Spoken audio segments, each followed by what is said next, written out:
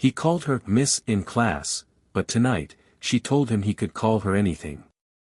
The first day of the new semester carried a quiet electricity, the kind that only comes from anticipation. I walked into the literature classroom, notebook in hand, and froze for a moment, not because the room was crowded or unfamiliar, but because of her. She was standing by the window, sunlight catching the soft waves of her chestnut hair, eyes scanning the lesson plan with a calm authority that made the whole room feel both orderly and alive. She was older than anyone I'd ever felt drawn to, about 42, but there was a grace to her that made age irrelevant, a quiet elegance that lingered long after she moved. As she began speaking, her voice settled over us like warm honey, precise yet comforting. Every word felt deliberate, yet effortless, as if she didn't just teach literature, she inhabited it. I found myself leaning in without realizing, captivated not only by the content but by the way her fingers traced the edge of a notebook, the gentle tilts of her head, the subtle smile that seemed reserved only for moments too fleeting to be noticed by others. The classroom buzzed with the usual chatter, pens scratching, chairs shifting, but there was a separate rhythm around her, a quiet heartbeat I felt in my chest. I stole a glance when she called on me for a question, and for a fraction of a second, our eyes met. She looked at me, not just at me, but through me, with a faint curiosity, almost as if she could see the thoughts I didn't dare speak aloud. That brief connection sent a ripple of something I didn't understand, nervous, thrilling, and unspoken. My palms felt slightly warmer, my notebook seemed heavier in my hands, and even the dull fluorescent lights above couldn't dim the sudden sharpness of awareness I felt. There was something subtly playful in her demeanor. She would lean against the desk, one hand resting lightly on the wood, the other gesturing as she spoke, and it was hypnotic in its simplicity. I caught myself noticing small details, the faint scent of her perfume, warm and floral, or the way she tucked a stray lock of hair behind her ear, a movement so casual it could easily go unseen, yet it drew my gaze like a magnet. By the time the class ended, I realized I had spent nearly the entire period stealing glances, memorizing her expressions, and trying to ignore the warmth creeping into my chest. The sunlight through the window caught the curve of her smile one last time as she said goodbye to the class, and I felt a pull I couldn't explain. This wasn't just admiration, it was something quieter, subtler, an emotional tug that made me aware of her in ways I hadn't expected. And in that moment, I knew the semester was going to be unlike anything I had experienced before. The classroom emptied quickly, chairs scraping against the floor, leaving behind only the faint echo of hurried footsteps and the lingering scent of chalk dust and her perfume. Most students were gone, but I stayed behind, pretending to gather my notes, though really, I was hoping she would notice. She did. Her gaze flicked up from the stack of papers on her desk, catching mine, and for a moment, the quiet hum of the empty room became a shared cocoon. "Do you have a question about the assignment?" she asked, her voice calm but with a trace of something warmer underneath, a softness that made my chest tighten. I nodded, fumbling with my notebook, though the question I wanted to ask wasn't about the literature at all. My words came out slower than usual, cautious and deliberate. She leaned slightly closer, her elbow resting lightly on the edge of the desk, her presence making the small space between us feel both intimate and charged. Her hand brushed the corner of my notebook as she pointed to a passage. The touch was brief, almost accidental, but it sent a jolt through me, a warmth that lingered far longer than the contact itself. I felt the faint pulse of her proximity, the subtle sway of her posture as she shifted to better see the page, the soft sound of her breathing mingling with the quiet rustle of papers. Every detail seemed amplified. I tried to focus on the words, on the assignment, but the rhythm of her movements, the subtle tilt of her head, the way her lips curved when she smiled at my tentative answer, it all distracted me, pulling my attention toward her entirely. I noticed how her eyes seemed to search mine, gauging, teasing, holding something back. There was a gentle playfulness in her expression, a quiet confidence that made me simultaneously nervous and emboldened. When she leaned over again to point at a line in the text, our shoulders brushed lightly. The contact was fleeting, but it left a lingering awareness, a warmth that pulsed quietly in my chest. I wanted to linger in that moment, to let the silence stretch just a little longer, but words failed me. Instead, I offered a shy, awkward smile, and she returned it, soft, knowing, as if she recognized the effect she had without needing to say it. By the time I left the classroom, the mundane act of closing the door felt loaded with significance. My steps down the hallway were slower than usual, and my mind replayed the small moments, the touch of her hand, the tilt of her head, the fleeting look in her eyes. Something unspoken had passed between us, subtle yet undeniable. It was the kind of moment that lingered in the chest, a quiet tension that promised more, a slow-burning connection that neither of us could, or perhaps wanted to, ignore. It started innocently enough, a short message, academic in tone.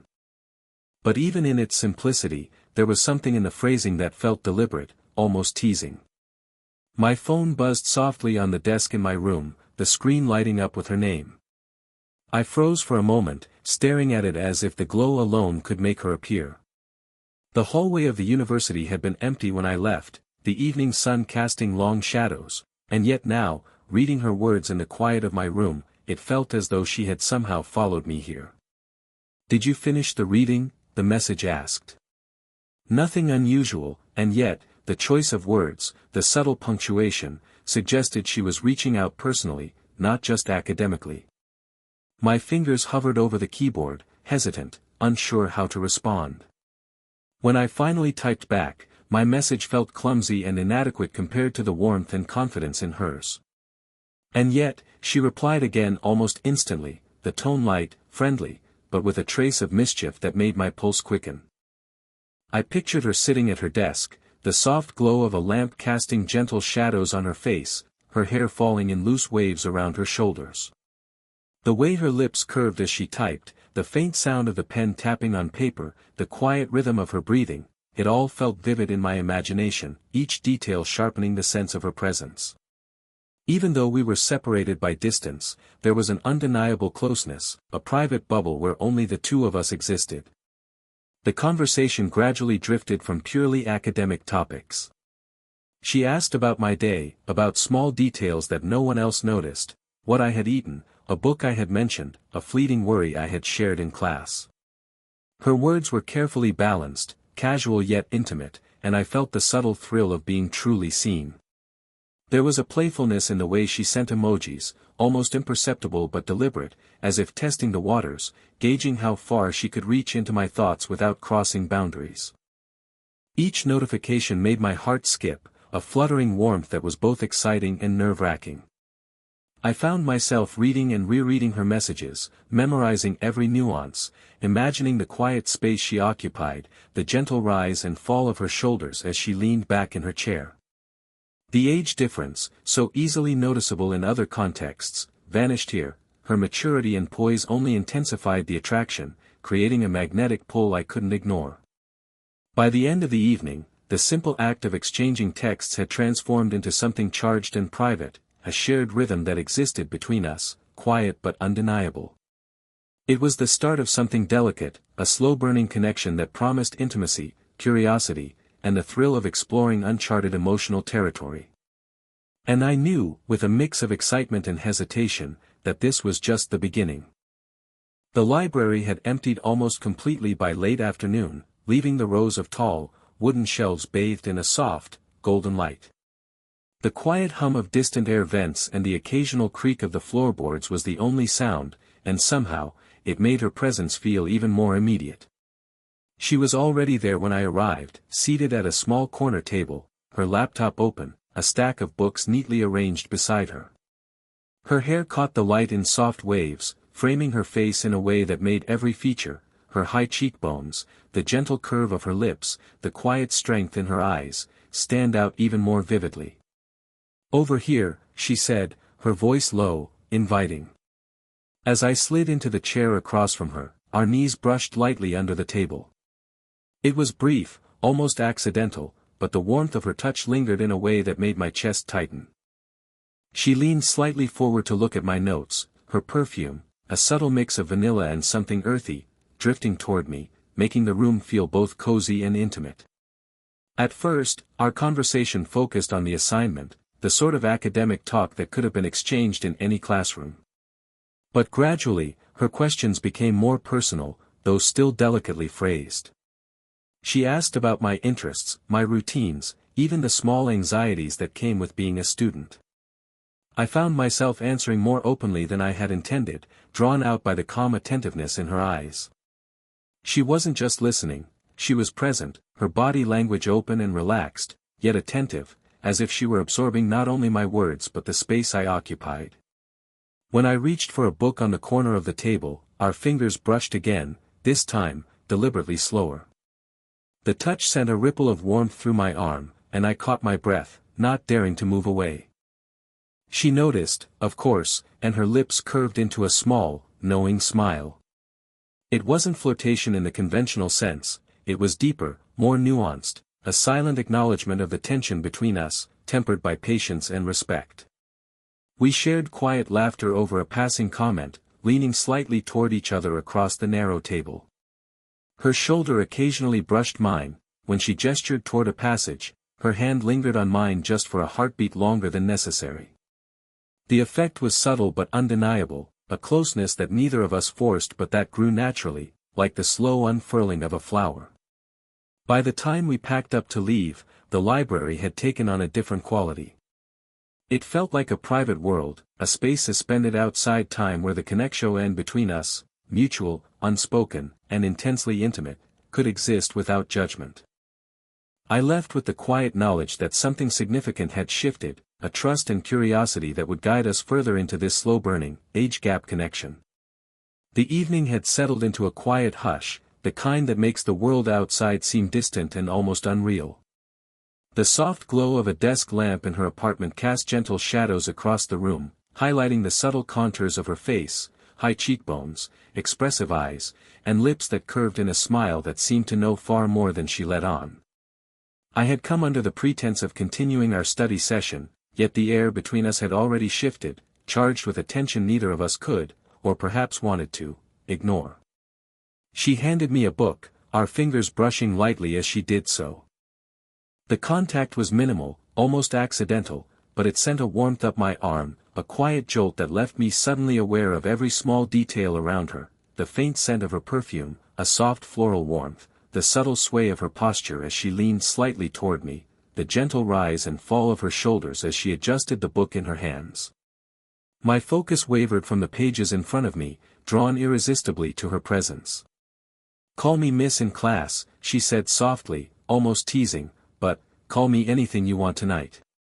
Her words hung in the air, deliberate yet playful, teasing yet deeply intimate. There was a pause, and I felt the weight of the unspoken tension settle over us. It wasn't a challenge, it was an invitation, a quiet acknowledgement of the desire that had been simmering beneath the surface for weeks. My chest tightened, my heart seemed to catch in my throat, and yet, there was an undeniable warmth, a thrill that was equal parts fear and anticipation.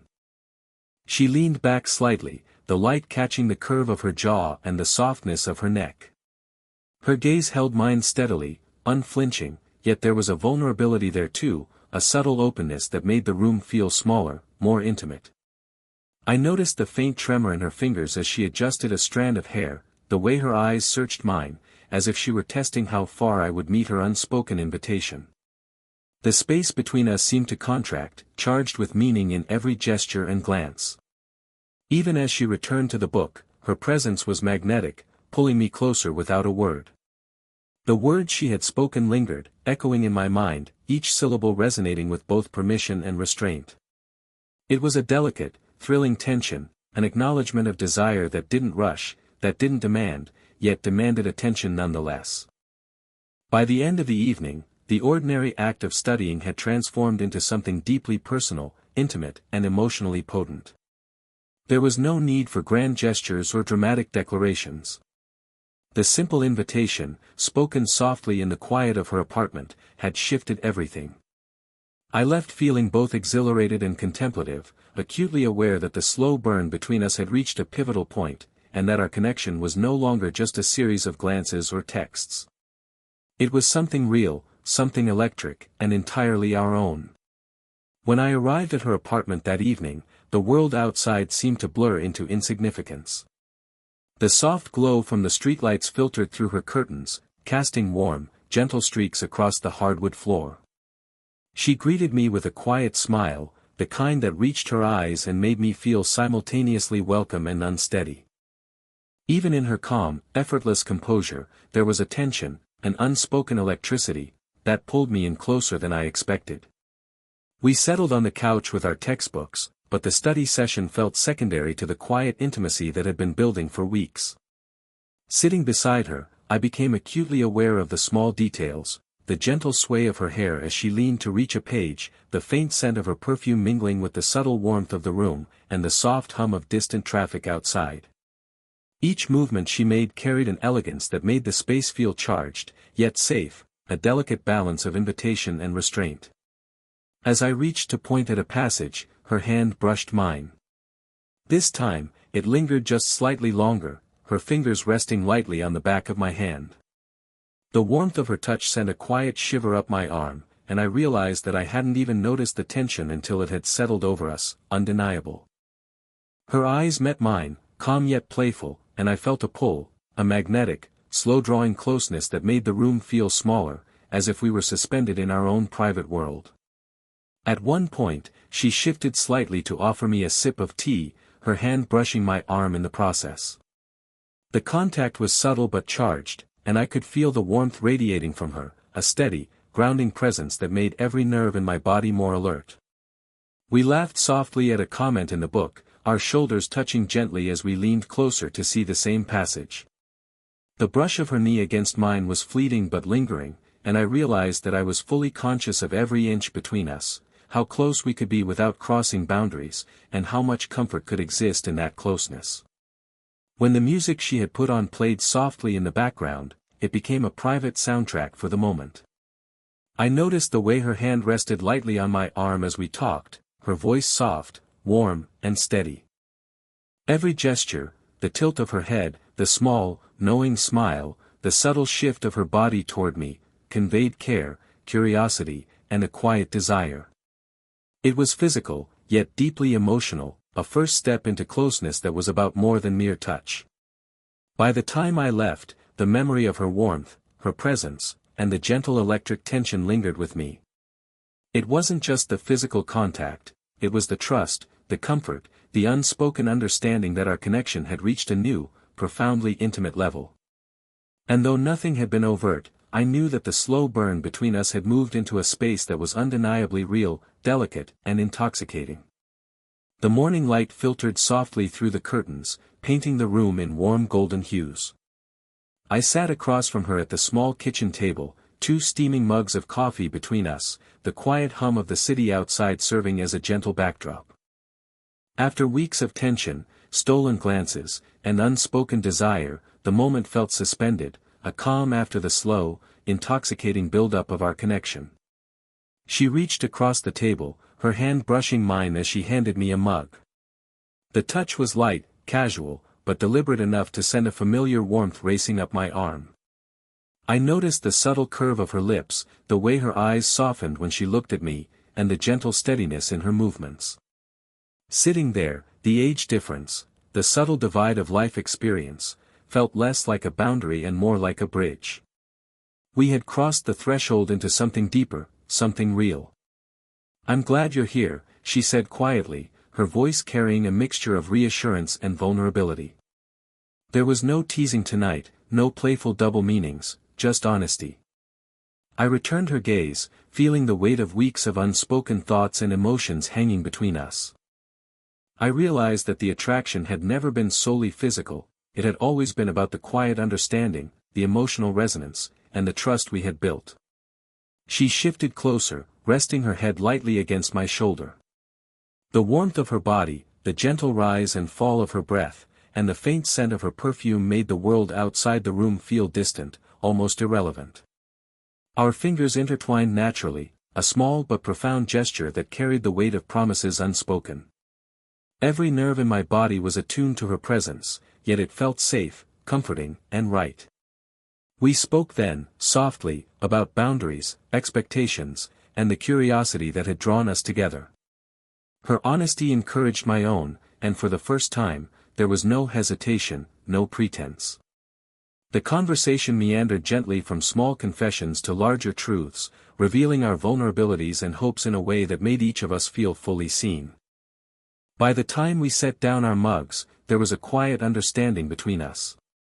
No grand declarations were needed, the connection had already been established, solid and unshakable. She rested her head against my shoulder once more, and I felt the subtle steadying of her heartbeat, a rhythm that matched my own. It was a moment of perfect balance, emotional intimacy, mutual trust, and a warmth that went beyond desire. The slow-burn tension that had defined our relationship reached its natural conclusion, deep affection, quiet desire, and the fulfillment of a connection built on respect, patience, and understanding. The world outside could wait. In that room, with the golden light and the quiet hum of life beyond, we existed solely in the comfort of each other's presence, complete, content, and infinitely connected. If you felt the slow-burn tension and emotional connection in this story, hit the like button and subscribe for more age-gap romance tales that explore love, desire, and intimacy the right way. Don't forget to share your thoughts in the comments. Who else felt their heart race with every glance?